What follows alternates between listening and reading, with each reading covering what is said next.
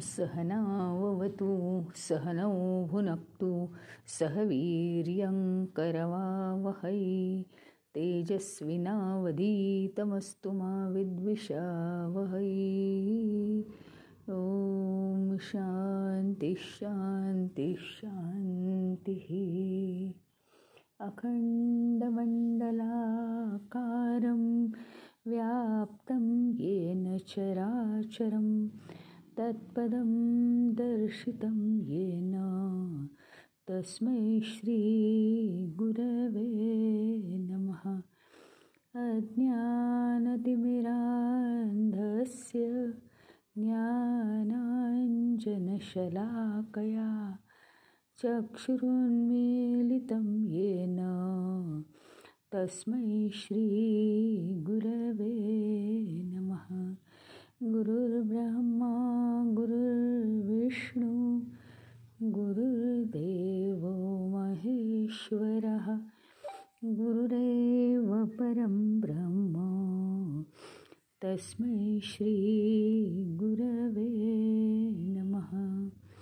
स्थावरं जंगमं व्याप्तं यत्किंचित् सचराचरं तत्पदं दर्शितं येन तस्मै श्री गुरवे नमः. चिन्मयं व्यापि यत्सर्वं त्रैलोक्यं सचराचरं तत्पदं दर्शितं येन तस्मै श्री गुरवे नमः. त्वमेव माता च पिता त्वमेव बन्धुश्च सखा त्वमेव विद्या द्रविणं त्वमेव सर्वं मम देवदेव त्वमेव सर्वं मम देवदेव.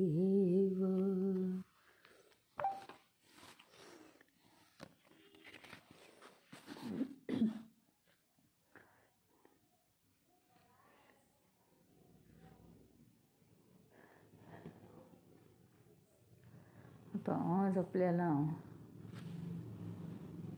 बघायचं आहे, गुरूंनी आपल्याला खात्री करून दिली आहे कालच्या पाठात की तत् एव त्वम त्वम एव तत्, म्हणजे तेच तू आहेस आणि तूच ते परब्रह्म आहेस, बाकी दुसरं तिसरं काहीही नाही आहे असं सांगितलं. आत्तापर्यंत ज्या परब्रह्माचं ज्या परमतत्वाचं वर्णन केलं होतं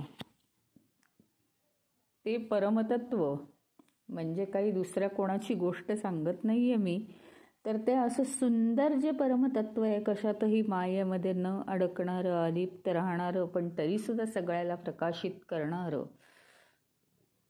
ते म्हणजे तूच आहेस अशी खात्री करून दिली आहे गुरूंनी.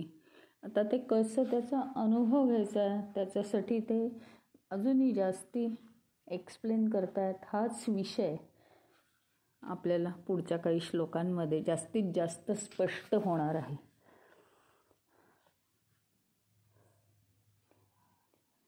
जागृत स्वप्न सुषुप्त्यादि प्रपंचम यत् प्रकाशते तद्ब्रह्माहमिति ज्ञात्वा सर्वबन्धैः प्रमुच्यते. आता या ज्या तीन अवस्था आहेत, जागृत स्वप्न सुषुप्ती, या प्रत्येक अवस्थेत काय आहे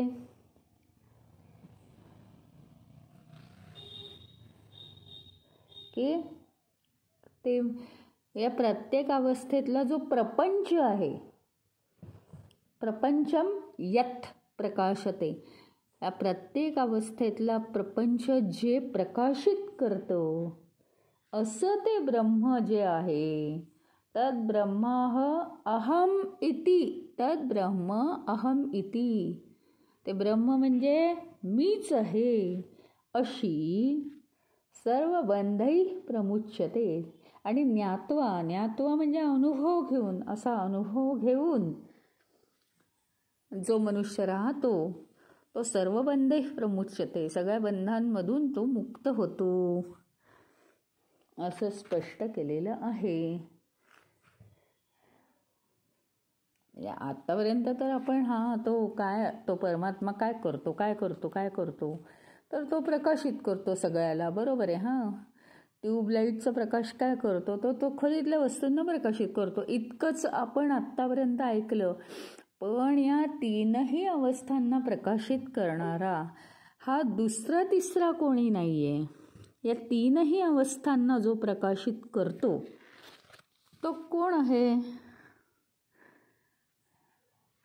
या तीनही अवस्थांना प्रकाशित करणारा जो आहे आणि ज्याचा आपल्याला अनुभव घेतला तर आपण सगळ्या बंधनातून मुक्त होतो, तोच तो मी आहे, तेच ते परब्रह्म आहे.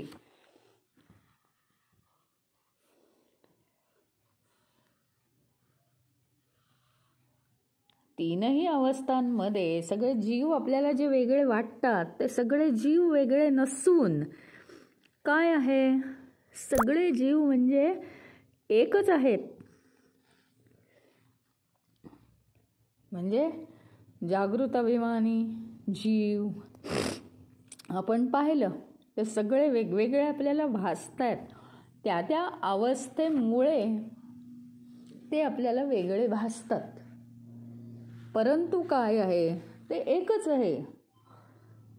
ते जे जीव आहेत ते जीव आहेत हे सुद्धा कशाच्या प्रकाशात आपल्याला समजतंय, तर केवळ एक, आणि ते म्हणजे चैतन्य.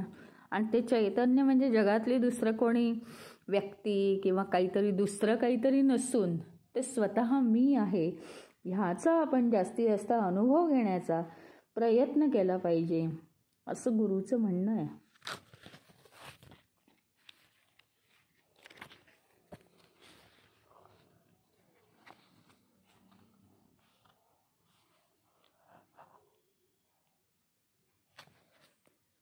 आता इथपर्यंत आपण समजावून घेतलं पाहिजे, म्हणजे आहेच ते, पण ते समजावून घेतलं पाहिजे की या वस्तू जगतामध्ये ज्या आता प्रत्येक वस्तू आपल्याला खेळवतात बघा, म्हणजे अट्रॅक्ट करतात. ही वस्तू, ती वस्तू, अमकी वस्तू, असं झालं तसं झालं, हे छान आहे, ते छान आहे, असं पाहिजे, हे पाहिजे, आपल्याला सगळं आपल्या मालकीचं असावं असं वाटतं. म्हणजे या सगळ्या वस्तू आपल्याला जे खेळवतायत त्यातली सुद्धा जी ताकद आहे ते परब्रह्मच आहे. आणि ते जाणणारा जो आहे तोही परब्रह्मच आहे. पण केवळ परत परत पंचमहाभूतात्मक गोष्टींशी त्याचा संबंध आल्यामुळे त्याला ती खालची ग्रेड प्राप्त होते. आता तुम्हाला जर असं सांगितलं, अहो काय म्हणता तुम्ही, पाणी नाही तुमच्याकडे, फ्रीजमध्ये बर्फ तर असेल की नाही, अगदीच पाण्याची टंचाई आहे का? बर्फ हेच मुळे पाणी आहे. ह्याचा अर्थ काय आहे हे समजावून घेतलं पाहिजे आपण, की काय झालंय आपल्या विचारांमध्ये हे परब्रह्म जे आहे ना ते गोठलं गेलंय बर्फासारखं. आपल्या विचारांमध्ये ते गोठलं गेलंय. अहो पण ते परब्रह्मच आहे, ते परब्रह्मच आहे. म्हणजे तुम्हाला वस्तू बिस्तू दिसत आहेत, पण त्या वस्तूतून खेळवणारं सुद्धा परब्रह्म आहे. आणि जो खेळतो आहे तो सुद्धा परब्रह्मच आहे.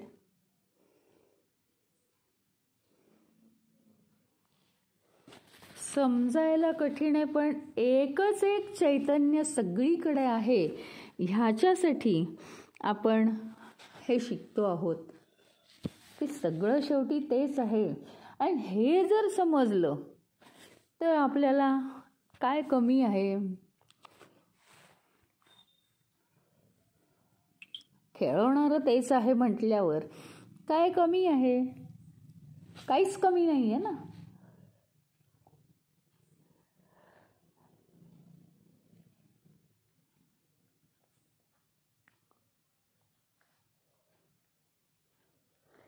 फक्त आपल्याला कळलं पाहिजे की अहो ते ब्रह्म आहे, ते ब्रह्म आहे आपण म्हणतोय. गुरूंचं या श्लोकात विशेष असं काय म्हणणं आहे? हां, ते वस्तूंमध्ये जगतामध्ये ब्रह्म आहे हे आपण म्हणतोय, आणि हे जगत बघणारा जो मी आहे माझ्यामध्ये सुद्धा ब्रह्म आहे हेही आपण म्हणतोय. अहो पण ते ब्रह्म ब्रह्म म्हणजे काय? ते काय ब्रह्म म्हणजे तिराहिताचं काही नाही सांगत आहे तुम्हाला. ते ब्रह्म म्हणजे तूच आहेस, तुम्हीच आहात ते. फक्त मग काय केलं पाहिजे? याचा अनुभव आपण घ्यायला लागलं पाहिजे. कसं काय ते परब्रह्म म्हणजे मी? हे जास्तीत जास्त याचं चिंतन मनन झालं पाहिजे असं गुरूंचं म्हणणं आहे. आणि जर हे तुम्ही अनुभवू शकलात तर सगळ्या बंधनातून, सगळ्या शृंखलांमधून, साखळ्यांमधून मनुष्य एकदम मुक्त होऊ शकेल.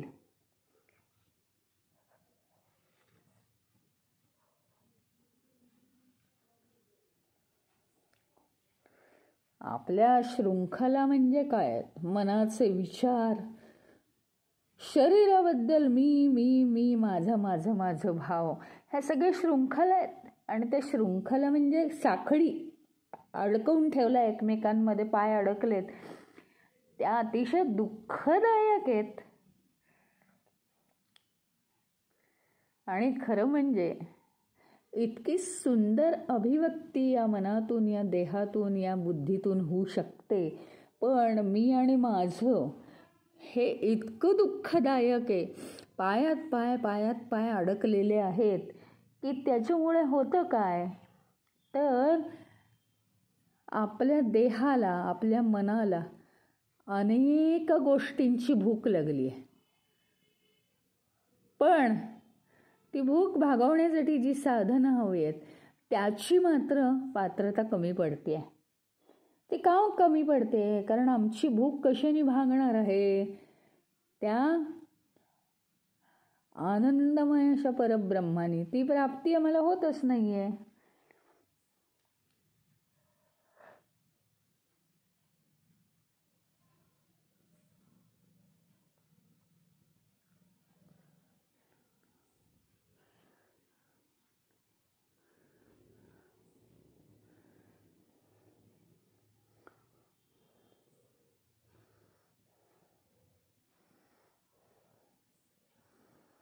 मग काय केलं पाहिजे? पण ते ठीकच आहे, सगळं आहे हे आहे, पण त्याच्यातनं बाहेर कसं पडणार आहोत आपण? काय केलं पाहिजे मग? या जर जगातल्या वस्तू आपल्याला खेळवतात आणि ते पाहून जर आपण खेळतो, आणि ह्याच्यामुळे होतं काय की आपण परब्रह्म या कल्पनेपासून दूर जातो. मग आपण काय केलं पाहिजे? या जगाशी किंवा जगातल्या वस्तूंशी संबंध कसे ठेवले पाहिजेत? कामापुरते. म्हणजे कामापुरते कसे ठेवायचे आम्हाला चांगलं माहिती आहे बरं का. हे बघा, उगीच हिवाळ्याच्या दिवसात, हिवाळ्याच्या दिवसात आम्ही छत्र्या घेऊन जातो का? सांगा बरं. एक वेळ ऊन लागू नये म्हणून उन्हाळ्याच्या दिवसात, पण कमीच, म्हणजे टोप्या बिप्या वापरतो आपण. आपण छत्र्या या फक्त पावसाळ्यातच वापरतो ना? वापरतो, पण फक्त पावसाळ्यात. आणखीन एक मला सांगा, उन्हासाठी छत्री वापरतो, रात्री छत्री वापरतो का आपण? उन्हासाठी आपण छत्री वापरतो उन्हाळ्यामध्ये. रात्री छत्री वापरतो का? नाही. म्हणजे काय आहे हे सगळं आपल्याला दाखवून देतं की नाही? म्हणजे या जगातल्या ज्या वस्तू आहेत या कशा वापरायच्या आहेत आपण? या जगातल्या ज्या वस्तू आहेत त्या गरजेपुरत्या वापरायच्या आहेत. त्याचा मोह करण्यासाठी ते वस्तूच नाही आहेत मुळी. केवळ आपल्याला आपल्या वासनांचा जो क्षय करायचा आहे त्या काळामध्ये आपल्याला ज्या ज्या गरजा या शरीर मनबुद्धीच्या या उपकरणांना लागणार आहेत. हे बघा, आपण जर एक काहीतरी काम आहे हां, आणि ते काम कोणतंही एक काम म्हणा ना तुम्ही, लांब असं काहीतरी एक बांधकाम आहे समजा, तर बिल्डरनी एक अशी टीम नेली आहे बांधकामासाठी, उदाहरणापुरतं उदाहरण हां, तर ती टीम नेली आहे, कामासाठी नेली आहे, बस ते काम झालं की टीम संपली, नाही का? का उगीच काहीतरी आहे? उगीच असं काही नाहीच आहे. तेवढं ते काम झालं की ती टीम संपली, त्याचं महत्त्व संपलं. प्रत्येक या जगातली वस्तू ही अशीच आहे, कामासाठी आहे फक्त, आणि बाकीच्या इतर वेळात नाही आहे, त्याला विसरून जायचं. पण आपल्याला इतका मोह होतो की एकासाठी 10 गोष्टी आपण घेत असतो, म्हणजे गरज भागवण्यासाठी न घेता आपल्याला हवं म्हणून आपण घेतो. हे असल्यामुळे फक्त आपलं काय होतं की आपण त्या मोहात पडून पायात पाय अडकतात. त्याचं कारण मी म्हणजे देह, आणि मी या गोष्टीला खूप महत्त्व आहे, मग त्याच्यासाठी आपण वाटेल ते करतो. मग जगाबरोबर कसं राहिलं पाहिजे? कामापुरतं सगळं करायचं. काम आहे ते घ्यायचं, वापरायचं, ठेवून द्यायचं. काम आहे ते घ्यायचं, वापरायचं, ठेवून द्यायचं. कामासाठी आहे, माझ्या उपभोगासाठी नाही आहे, ते कामासाठी आहे. ते काम संपलं की संपलं. आणि असंच पाहिजे. म्हणजे हे बघा, आपण आता एखाद्या कार्यालयात गेलो. कार्यालय म्हणजे काय? संस्था असतात ना समाज कार्य करणाऱ्या, त्या कार्यालयामध्ये सगळ्या गोष्टींची सोय केलेली असते. तिथलं काहीही आवडलं तर आपण घरी आणत नाही, ती सगळ्यांसाठी असलेली सोय. तिथे आपण जितके दिवस राहतो तितके दिवस त्या वस्तू वापरतो, बेतानी वापरतो, कारण कोणीतरी त्या स्पॉन्सर केलेल्या आहेत, बेतानी वापरतो. वापर झाला की ते तिथेच ठेवून येतो. आपण आपल्या जीवनात असंच राहायचं आहे. आपण नसताना या दुनियेत आपण काय बरोबर नेणार आहोत? मग पहिल्यापासूनच असं ठेवलं, मग काहीच जर बरोबर नेणार नाही आहोत तर जितकं लागतंय काउंट करून, कॅल्क्युलेट करून तितकं, आणि बाकीच्या गोष्टींमध्ये हां ठीक आहे जास्तीच्या झाल्यात समजा वस्तू, तर त्याच्याकडे असंच आपण पाहायला पाहिजे की हा आता वापरायचं आहे तेवढं वापरू, पुढे आणखीन कोणतरी जे ज्याला वापरायचं असेल ते वापरेल. म्हणजे आपण एखाद्या कार्यालयात आहोत सध्या असं समजायचं, बस, बाकी काही नाही. या जगाशी आपण असे संबंध ठेवायचे आहेत की जे लागतंय ते घ्यायचं. तुम्हाला माहिती आहे ना एक नियम, किती पाहिजे तेवढं तुम्ही झाडाची फळं खा, पण एकही घरी आणायचं नाही. नंतर ते मला 3 दिवसांनी फळ खायला पाहिजे म्हणून नाही. पोट एका वेळेस, पोटाची जेवढी भूक असते, जिथे जेवढं मिळेल तेवढं खायचं. जेवढी आपल्याला गरज आहे तेवढ्या वस्तू वापरायच्या त्या काळी, नंतरचं नंतर बघायचं. हे पुढची तरतूद करण्यामध्ये होतं काय माहिती का? हाव आणि मोह भयंकर वाढलेलं असतं. आणि काय शेवटी कशासाठी तरतूद? आपण जातो निघून आणि ते सगळं इथेच राहतं. म्हणजे कशासाठी भारंभार मोह ठेवला हे माहिती नाही. ह्याच्यामुळे काय होतं, पुढचा जन्म मिळून राहतोय सारखा. मग ते जर टाळायचं असेल तर या विश्वाशी संबंध कसे ठेवले पाहिजेत? तर जेवढ्याच तेवढं, जेवढं पाहिजे तेवढे संबंध ठेवले आणि बाकीचं सोडून दिलं. बाकीचं त्यात काही जास्त महत्त्व आपण ठेवलं नाही.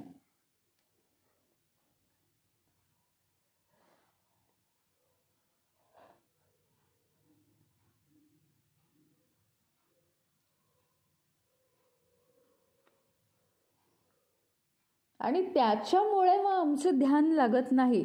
आम्हाला वाटतं की ते विचार नाहीच आहेत आमच्या मनात, मग तरीसुद्धा आमचं ध्यान का नाही लागत? आम्ही काय आणलेल्याच वस्तूसारखं चिंतन करत बसतो का? पण नाही, ते अदृश्य रूपात सगळं मनात असल्यामुळेच आमचं ध्यान लागत नाही. जर काहीही तुमचं नसेल, म्हणजे जे आहे ते फक्त वापरण्यापुरतं आहे, की लगेच ध्यानाला बसलं की लगेच ध्यानात लक्ष लागलंच पाहिजे. इथे काय आहे माहिती का, त्याला काय म्हणतात, मालकी हक्क सगळ्यावरती आपल्याला प्रस्थापित करावं असं वाटतो आणि इनडायरेक्टली मनामध्ये एक तो अधिकार निर्माण होतो. कितीही नाही म्हटलं तरी इनडायरेक्टली तेच असतं सगळ्याचं मूळ, आणि त्याच्यामुळे आमचं ध्यान लागत नाही. कारण आधी कोणतीही संपत्ती किंवा वस्तू मिळवणं आणि नंतर त्याचं रक्षण करणं, अशा 2 गोष्टींची जबाबदारी आपल्याला वर लागते.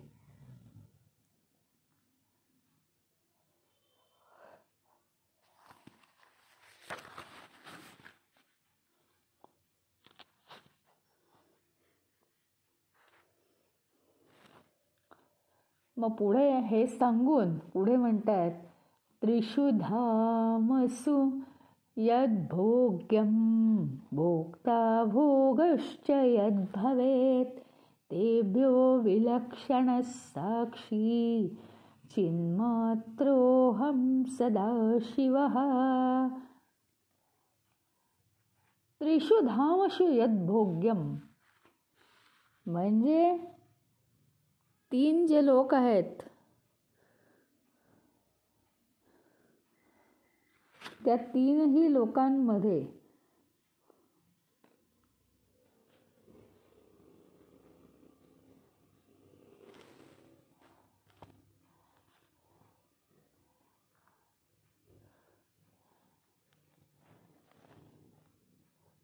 त्रिषु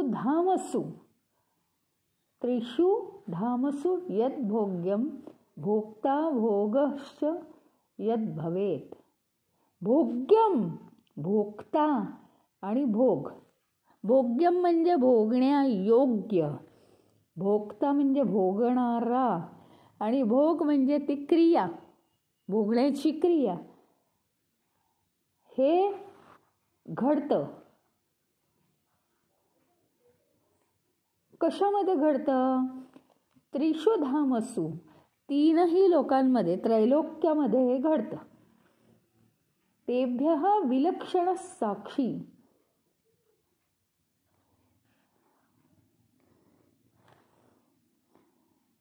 विलक्षण म्हणजे एकदम वेगळा, एकदम निराळा, एकदम स्पेशल, त्यांच्या सगळ्यांपासून एकदम वेगळा असा साक्षी आहे तो चिन्मात्र अहम सदाशिवः. अहम म्हणजे मी कोण आहे त्यातला चिन्मात्र साक्षी आहे, अगदी अंश, साक्षीचा अंश आहे मी.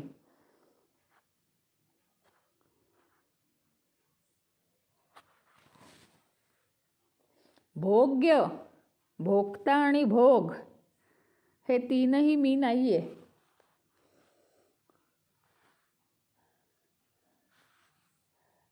त्याचं कारण दुसऱ्या ह्याच्यात दिलेलं आहे, ते दुसऱ्या ओळीत. ते 3ही मी का नाही?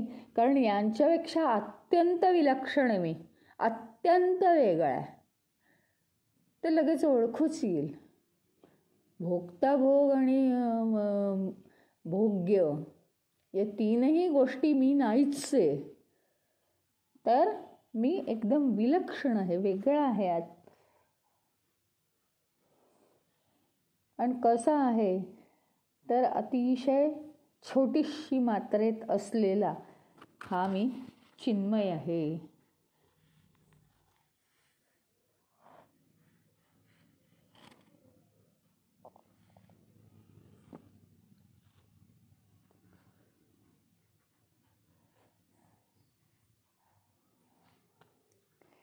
काय आहे माहिती का, आपल्याला काय काय आहे प्रत्यक्षात. आता इथली भाषा या इंद्रियांच्या द्वारे अनुभवल्यावर वगैरे असं, तर मग ते काही जास्त कळत नाही. आपल्याला काय काय आहे, डोळेत, कान आहे, जीभ आहे, माहिती आहे ना. जिभेने आपल्याला चव कळते, डोळ्यांनी आपल्याला दिसतं आणि कानांनी ऐकू येतं. हे विशेष इंद्रिय आहेत. नाकाने वास घेता येतो आणि त्वचेला स्पर्श समजतो. आता काय होतं माहिती का, हे विषय आपल्या आत आले कशाच्या ना कशाच्या तरी साह्याने.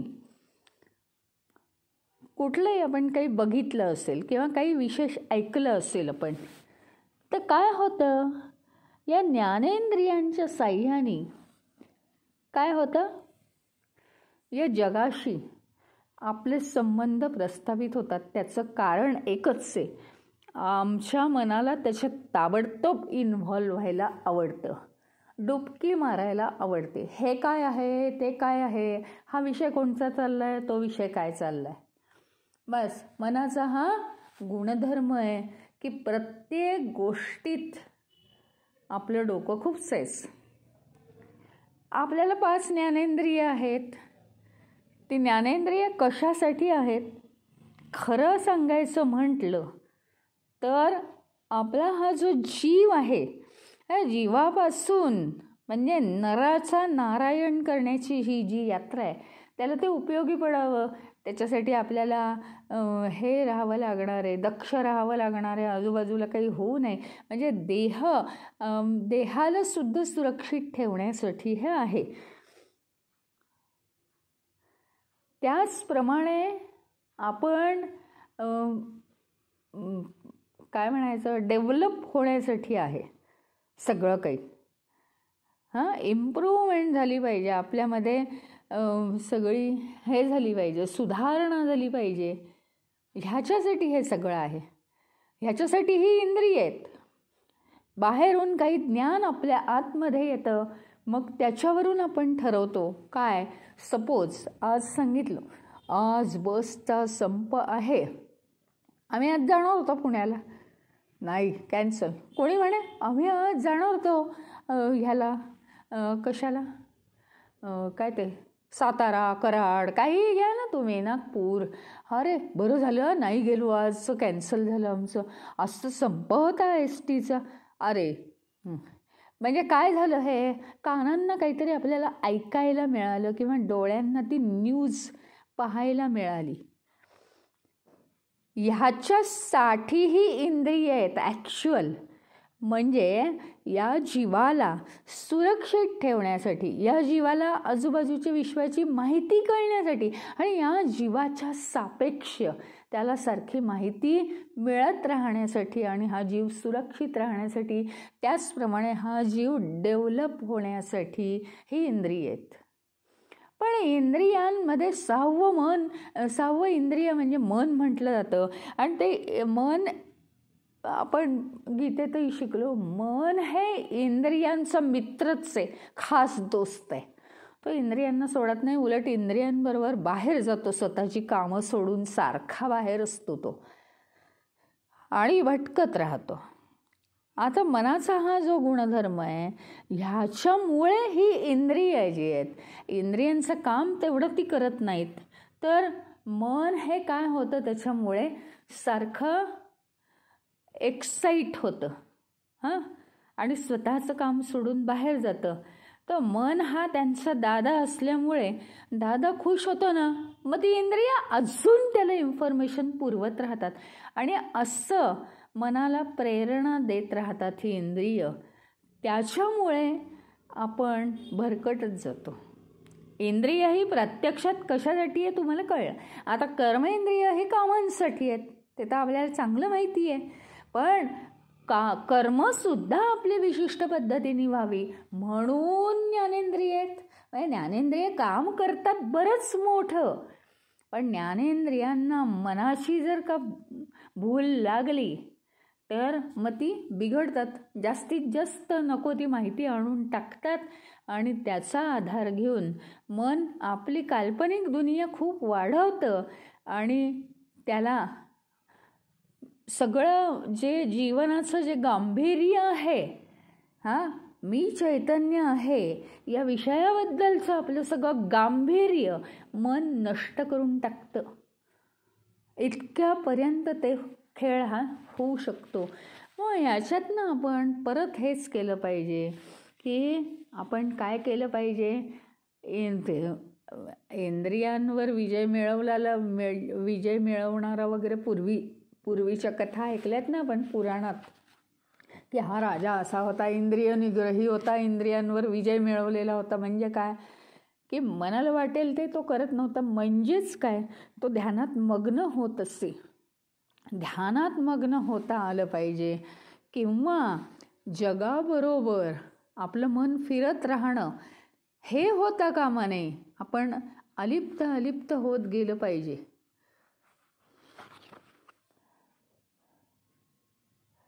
असे या तीनही ह्याच्यामध्ये त्रैलोक्यामध्ये जे काय आहे, भोग्य म्हणजे भोगण्यास योग्य असं भोग्य, हां, भोगता भोगणारा, आणि भोग ही क्रिया, हे काय आहे, हे सगळं चालू आहे या विश्वामध्ये. भोग घेण्याची वस्तू, तो भोग आणि भोग घेणारा, हे सगळे तीनही गोष्टी या विश्वामध्ये आहेतच. पण एक लक्षात ठेवा, तो भोग घेणारा सुद्धा मी नाही आहे, तो भोगसुद्धा मी नाही आहे. आणि भोग्य हे तर मी असू शकत नाही. त्या विश्वातल्या वस्तू असतील ना भोग्य, मी कसं काय भोग्य, मानव आहे मी भोग्य नाही असू शकत. मग या तीनही गोष्टी जर मी नाही तर मी कोण आहे, तर मी विलक्षण, त्यांच्यापेक्षा खूप वेगळा आहे बरं का, मी अतिशय विलक्षण आहे. त्यांच्यासारखा मी जरासुद्धा नाही आहे.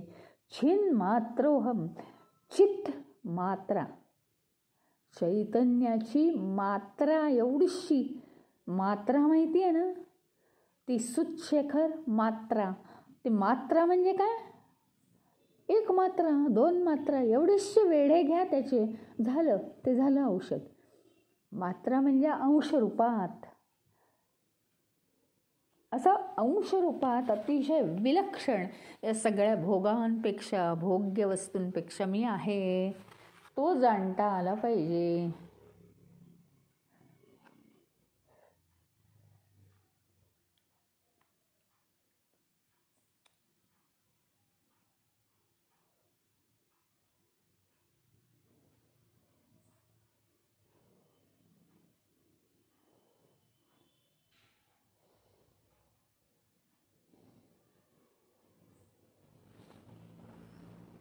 मग मी जो आहे तो सुषुप्ती अभिमानी जीव पण नाही, जागृत अभिमानी जीव पण नाही. आता वरवर व्याख्या चाललेली आहे, पुढे पुढे पुढे पुढे चाललेलं आहे. सगळं गळून पडल्यावर जो मी शिल्लक राहतो तो म्हणजे मी आहे.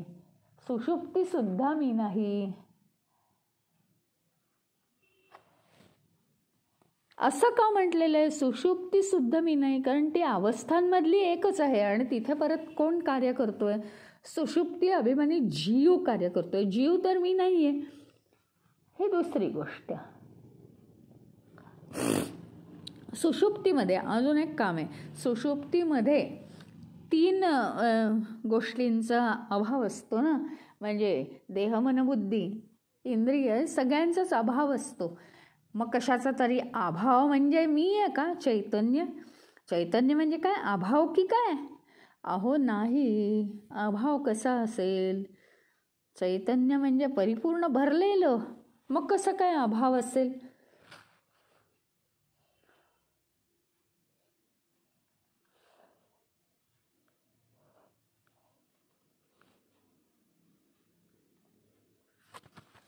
मग आपल्याला जर चैतन्यापर्यंत पोहोचायचं असेल तर जागृत अवस्थेत गुंग होऊन जाणं, स्वप्नावस्थेत गुंग होऊन जाणं, किंवा आम्हाला गाढ झोप आवडते म्हणून त्या निद्रावस्थेत, सुषुप्ती अवस्थेत गुंग होणं हे आम्हाला कमी केलं पाहिजे.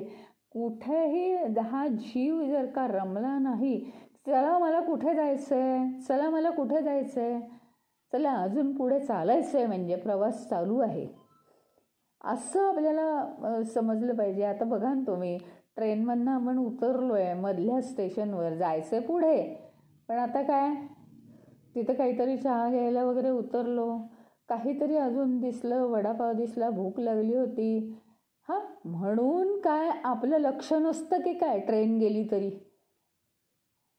आणि आता सगळं झालं, आरामात अर्धा तास झाला, सगळं खाऊन पिऊन झालं, आणि मग आता ट्रेनमध्ये चढायला गेलो, आणि अरे हे तर काय नुसतं रिकामं स्टेशन दिसतंय, असं कसं झालं, हे ट्रेन कुठे गेली असं म्हणतो का आपण? पण आपण खऱ्या प्रवासात, जीवन प्रवासात तसंच करतो.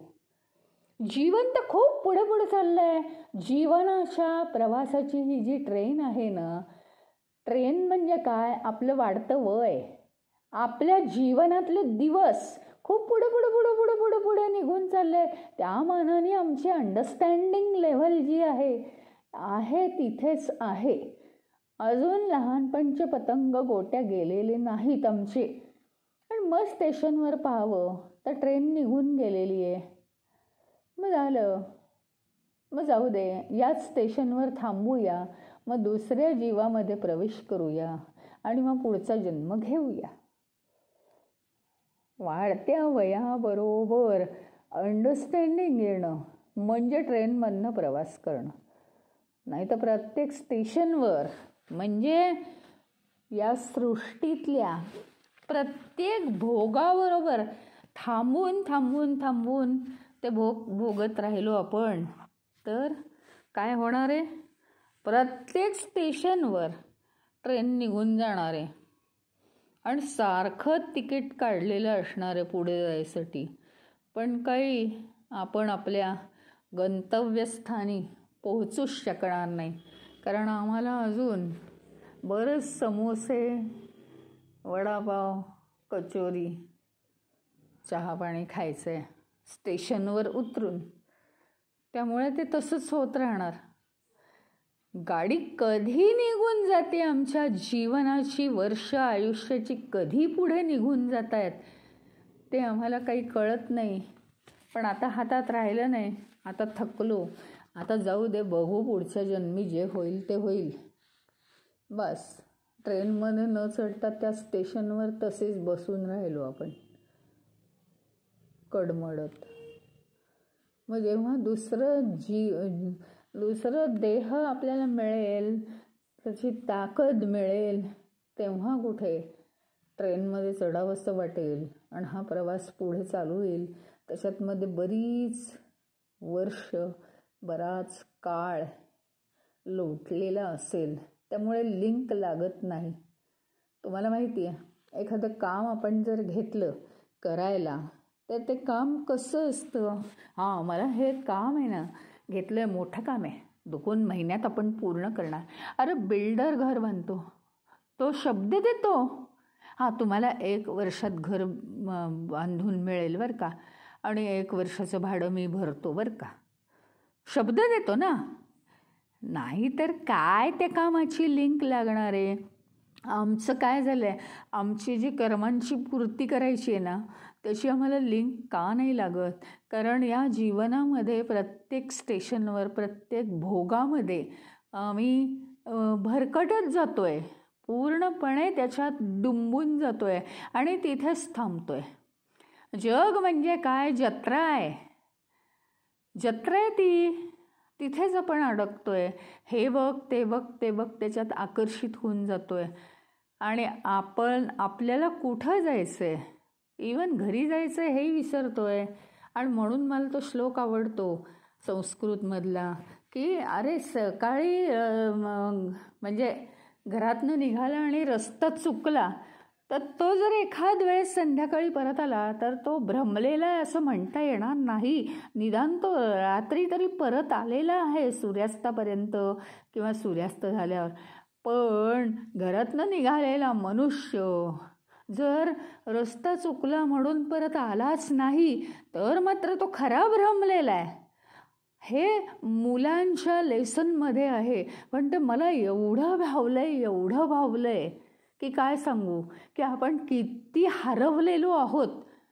भ्रमिष्ट झालो आहोत आणि स्वतःच्या घरीसुद्धा जायचं आम्हाला भान नाही आहे.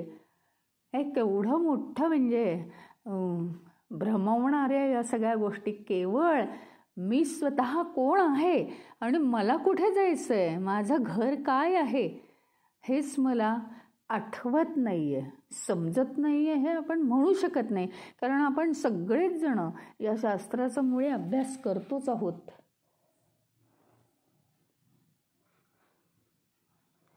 आणि म्हणून मी काय आहे, यातली भोग्य वस्तू म्हणजे भोगणं, जी वस्तू भोगायची आहे ती वस्तू भोग्य, भोगण्यास योग्य. नंतर भोग आणि भोगणारा, हा तीनही जर अवस्था मी नाही आहे तर मी कोण आहे माहिती का? या तीनही अवस्था बघत राहणारा अलिप्तपणे तो मी आहे. तुम्हाला माहिती आहे, खूपच चांगल्या रीतीने माहिती आहे, एखादी गोष्ट घडत असते हां, आणि घडताना किंवा हे बघा सगळीकडे कोर्टात, पोलिसात काही केस गेली तर साक्षीदारांना बँकेत साक्षीदाराची सही आणा. म्हणजे तुम्हाला जे कोणी ओळखतं, तो जो कोणी तुम्हाला बघतोय सतत, त्याची सही आणा. ओळखतोय तो की हा मनुष्य असा नाही आहे बुवा. त्याप्रमाणे हा साक्षी हा शब्द आहे की या तीनही भोग्य, भोग आणि भोक्ता या तिघांनाही जो मी पाहू शकतो अलिप्त राहून, भोग्य वस्तूला भोगणारा जो भोक्ता आहे तो कसा भोग घेतोय हे मी पाहू शकतो. हा देह माझा भोग घेत असतो हे मी पाहतो ज्यावेळी, त्यावेळी मी साक्षी असतो. आणि ज्यावेळी माझ्यातला साक्षी जागृत होतो ना, त्यावेळी देहाचे भोग गळून पडतात. त्याचं कारणच आहे, मन ही अशी गोष्ट आहे की मन हे असं आहे, मन हे तसं आहे, मन खूप वाईट आहे असं आपण म्हणतो. पण त्या मनाच्या गुणधर्मांकडे आपण साक्षीभावाने पाहायला लागलो की मनाचे सगळे खेळ नाहीसे होतात. की काय चाललंय माहिती आहे ना तुम्हाला, लहान मूल काहीतरी खोड्या करत असतं, काहीतरी बोलत असतं, आईने नुसतं त्याच्याकडे पाहिलं, खरं म्हणजे आई काय त्याला प्रत्येक वेळी काय खूप मारते आणि खूप रागवते असं नाही, पण आईने नुसतं त्याच्याकडे पाहिलं की तो घाबरतो का, तर आपली प्रत्येक गोष्ट बारीक सारीक आईला माहिती आहे, प्रत्येक गोष्ट आईला माहिती आहे. याप्रमाणे हे मन म्हणजे छोटंसं मूलच आहे आणि त्याच्या खोड्यांकडे आपण पाहायला लागलो की मनात विचारांचं डबकं करणं, तेच विचार. आपण जर मनाकडे बघितलं की काय हे काय चाललंय तुझं, माहिती आहे ना, परत तेच विचार घोळवायचे नाहीत. म्हणून मग काय चाललंय, तर मनाचे हे खेळ बंद होतात. मनाला मोह झाला, मनाचे खेळ बंद होतात त्याच्याकडे पाहायला लागल्यावर. म्हणून आपल्यातला साक्षी जागृत होण्याची फार गरज आहे. आणि साक्षी म्हणजे त्याच्यात न अडकता अलिप्तपणे त्याच्याकडे बघणारा म्हणजे साक्षी. नुसतं न्याहाळत असतो तो.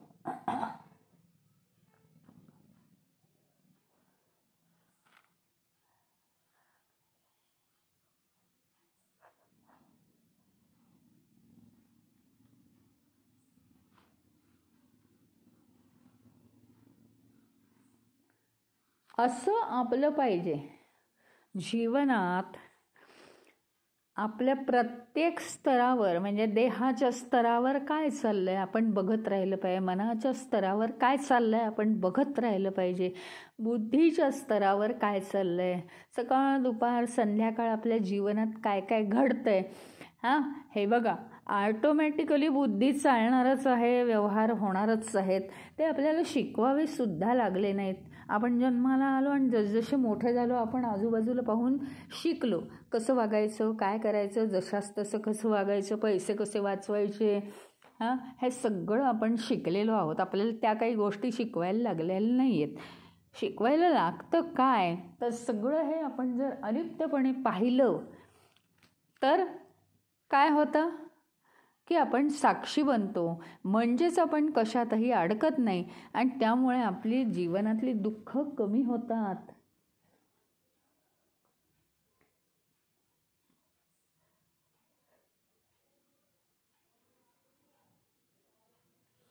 नुसतं जर आपण पाहायला लागलो तर आपल्यामध्ये निर्विकारपणा येतो. निर्विकारपणा म्हणजे असं अजिबात समजू नका की अलिप्तता येते आणि माणूस काय वैराग्य संपन्न होतो आणि संन्यासी होतो, मग तो जगात कसा वावरेल, असं काही होत नाही. असं होत नाही. पण मनातून आपण निर्विकार म्हणजे काय, आपण कशाने मोहित होत नाही, एवढंच.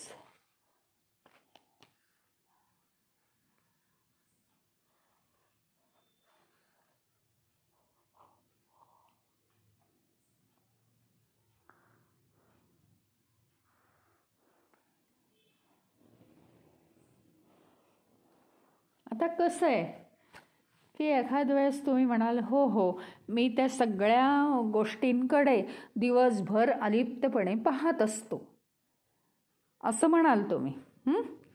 सगळ्या विषयांकडे, जीवनातल्या सगळ्या विषयांकडे मी अलिप्तपणे पाहतो, असं जर तुम्ही म्हणाल, त्यामुळे मी आता कसं आहे, अतिशय डेव्हलप्ड आहे, असं म्हणाल. पण आता त्याच्यावर एक सांगू का, साक्षी म्हणजे काय, अलिप्तपणे पाहणे. कोणाकडे आपण अलिप्तपणे पाहत असतो, वेगवेगळे विषय, वेगवेगळे प्रसंग या जगातले जे आपल्याकडे येतात त्याच्याकडे आपण अलिप्तपणे पाहतो, नाही का. वेगवेगळे विषय चालू आहेत, मनामध्ये असोत, बुद्धीमध्ये असोत, देहामध्ये असोत, या सृष्टीमध्ये आपल्याशी संबंधित असोत, आपल्याशी संबंधित नसोत, वेगवेगळे जे विषय येतात त्यांच्याकडे आपण साक्षी भावानी पाहत असतो. म्हणजे विषयांकडे आपण साक्षी भावानी पाहतो, हो की नाही. मग विषयांकडे साक्षी भावानी पाहतो, पण जेव्हा विषयच नसतात तेव्हा साक्षी तरी उरतो का हो. ही अवस्था आपल्याला आली पाहिजे आणि ती येते.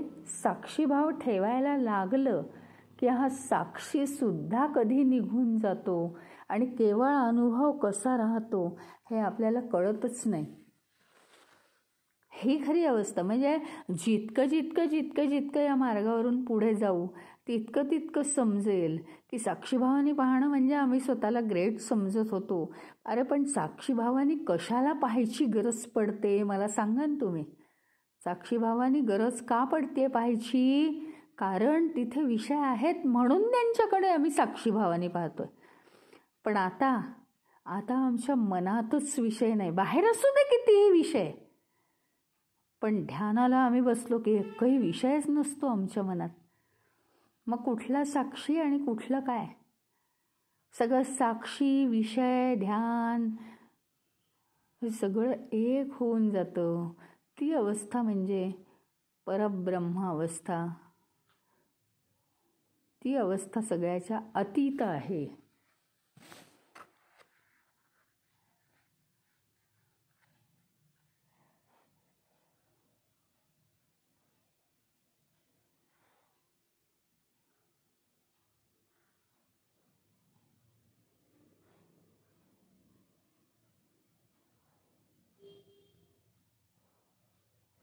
आणि म्हणून त्याला म्हणतात सदाशिव अवस्था.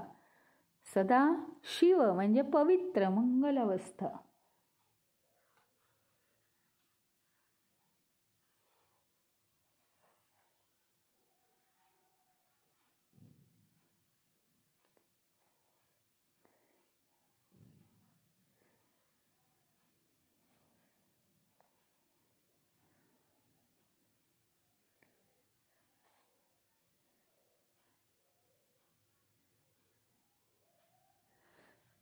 काय आहे बघा ना तुम्ही. एक आहे ना, आपण काय करू, हा श्लोक पूर्ण करण्यापूर्वी मला एका गोष्टीची आता गरज वाटते सांगण्याची की आपली जी इंद्रिय असतात, हो की नाही, ही इंद्रिय छान माहिती आणतात. आपलं मन असतं ते त्याच्यावर खूप विचार करतं. आपली बुद्धी असते ती त्याच्यावर विवेक करते. या सगळ्यांचं, हे सगळे देहाचे अवयव आहेत, ह्यांचं काही चुकतं का मला सांगा? यांची कार्यच ती आहेत. पण हे सगळे कार्यरत कसे होतात? हे बघा, नेहमीचं रेडीमेड उत्तर नको आहे की ते चैतन्य प्रकाशित करतं त्यांना. ते बरोबर आहे. आता इथे वेगळ्या दृष्टिकोनातनं थोडासा अभ्यास करायचा आहे. म्हणजे चैतन्य करतं हे एक बाजूला ठेवायचं आहे. चैतन्य आहेच सगळ्याच्याच मुळाशी. जड काय आणि चेतन काय, सगळ्याच्याच मुळाशी चैतन्यच आहे, त्यात काही प्रश्नच नाही. पण हे जे आहेत प्रत्येकाचे विशेष आहेत. ते इंद्रिय, मन, बुद्धी आणि अहंकारसुद्धा, हे सगळे त्या त्या देहासाठी कार्य का करतात? तर हा जो मीपणाचा भाव आहे, हा मीपणाचा भाव त्यांना प्रेरणा देतो. मनाला हा मीपणा सांगतो, अरे मना, मीच आहे, तू म्हणजे मीच, तू आणि मी काही वेगळा नाही. बुद्धीला सांगतो तू आणि मी काही वेगळा नाही. देहाला सांगतो तू आणि मी काही वेगळा नाही. इंद्रियांनाही तसंच तो आपल्यासं करतो. आणि म्हणून हे सगळे प्रेरित होतात. तर ह्याच्या मागे एक सांगू का, ह्यांच्या मागचा जो मीचा आधार आहे तो काढून घेतला पाहिजे. म्हणजे काय? आता हे तर शब्दात आलं. इंद्रिय, मन, बुद्धी, अहंकार यांच्या मागचा मीचा जो भाव आहे, मी माझं, हा भाव एक जबरदस्त आधार आहे. तो काढून घेतला पाहिजे. म्हणजे सगळं सुरळीत चालेल. म्हणजे काय? म्हणजे नेमकं काय करायचं? तर ते जरी मनातले विचार आले, बघ बघ मी तुझ्यासाठी हे आणलं, ते आणलं, ही माहिती आणली, ती माहिती आणली, वा वा ग्रेट, आणि मन खूप चांगलं वाटायला लागतं, मला मदत करतं मन. हां, पण जे काही घडतंय सृष्टीमध्ये ते सगळं योग्य आहे म्हणून घडतंय. या इंद्रिय मनोबुद्धीशी आपण अलिप्त राहिलं पाहिजे. हां, इन्फॉर्मेशन आणली आहे ना, आणली आहे. प्रत्येकाचं कामच आहे ते, घरात योग्य ती गोष्टी आणणं. आता समजा आपल्या घरातला एकजण दूध आणतो, एकजण भाजी आणतो, एकजण दळणं आणतो, एकजण बँकेची कामं करतो, एकजण स्वयंपाक करतो. रोज आपण असं म्हणतो का, वा किती छान स्वयंपाक करतेस तू, आईला सगळी मुलं म्हणतात. आणि म्हणून आमचं पोट भरतं बरं का, किती छान स्वयंपाक करतेस. वडील गेले बँकेत, असं म्हणतात का, तुम्ही बँकेची कामं करता म्हणून होतं बरं का आपलं सगळं, असं नाही ना. म्हणजे अध्यारूत आहे ना ते, सगळ्यांनी आपापली कामं करायची, असंच तर मुळी घर चालतं. काही कोणी कोणावर उपकार नाही करत, तर कोणी कोणाला मोठेपणा द्यायची गरज नाही. म्हणजे मी आणि माझा हा भाव जर त्या सगळ्यांमधून, देह, मन, बुद्धी, चित्त, अहंकार, याच्यातनं मी हा भाव काढून घेतला, हा आधार जरा आपण कमी केला आणि त्यांनी जी काही कामं केलेत त्याच्याकडे साक्षी भावाने पाहिलं, अच्छा ही माहिती आणली का, ठीक आहे ठीक आहे, त्याचा उपयोग होईल, होईल, या जीवासाठी त्याचा उपयोग होईल. पुढे असं झालं का, असा विवेक केला का बुद्धीने, हो ठीक आहे, त्याच्यासाठी या जीवासाठी उपयोग होईल, इतपतच. म्हणजे त्याचा तो आधार काढून घ्यायचा आणि त्याच्याकडे साक्षी भावाने पाहायचं. हा एक नवीन कन्सेप्ट, हा श्लोक समजावून घेण्यासाठी आपल्याला वापरला पाहिजे, समजावून घेतला पाहिजे हा कन्सेप्ट.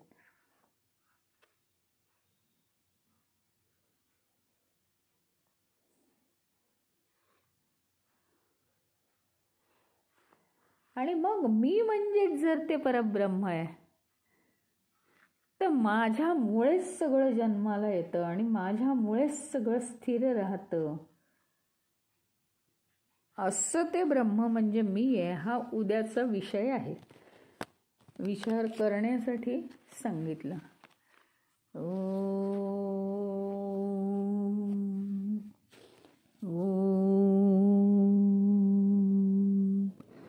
ओम पूर्णमदः पूर्णमिदं पूर्णात् पूर्णमुदच्यते पूर्णस्य पूर्णमादाय पूर्णमेवावशिष्यते.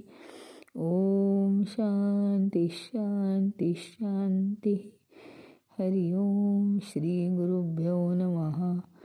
हरि ओम.